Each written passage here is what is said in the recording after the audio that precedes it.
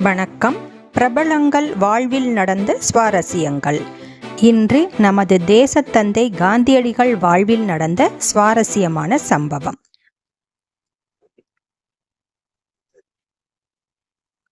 தேசப்பிதா காந்திஜியை பார்க்க சபர்மதி ஆசிரமத்திற்கு தேசத்தின் பல இடங்களில் இருந்தும் தினமும் கணிசமான எண்ணிக்கையில் மக்கள் வருவது வழக்கம்.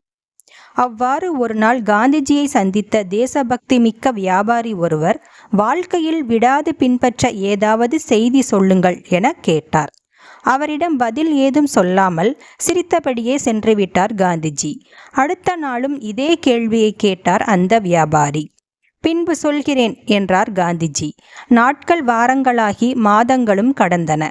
பொறுமை இழந்த அந்த வியாபாரி காந்திஜியிடம், என் ஊரில் வேலைகள் பலவும் நிலுவையில் உள்ளன, நான் உடனே போக வேண்டும், உங்களை அப்படி என்ன கேட்டுவிட்டேன் என்று கோபமாக கேட்கிறார். நான் கேட்கும் போதெல்லாம் பிறகு பிறகு என்கிறீர்களே, வாழ்க்கையில் நான் கடைபிடிக்க வேண்டிய ஏதாவது ஒரு விஷயத்தை சொல்லுங்கள் என்றுதானே கேட்டேன் என்றார் கோபமாக. நான் தனியாக சொல்வதற்கு என்ன இருக்கிறது? நீங்களும் ஆசிரமத்தில் இவ்வளவு நாட்கள் தங்கியிருந்து என் செயல்பாடுகளை பார்க்கிறீர்கள். அவற்றில் எதுவுமே நீங்கள் கடைபிடிக்கத்தக்கதாக உங்களுக்கு படவில்லையா என கேட்டார் காந்திஜி. மேலும், நான் செய்வது வேறு சொல்வது வேறா? என் வாழ்க்கை முறைதான் மற்றவர்களுக்கு நான் சொல்லும் செய்தியாக நம்புகிறேன்.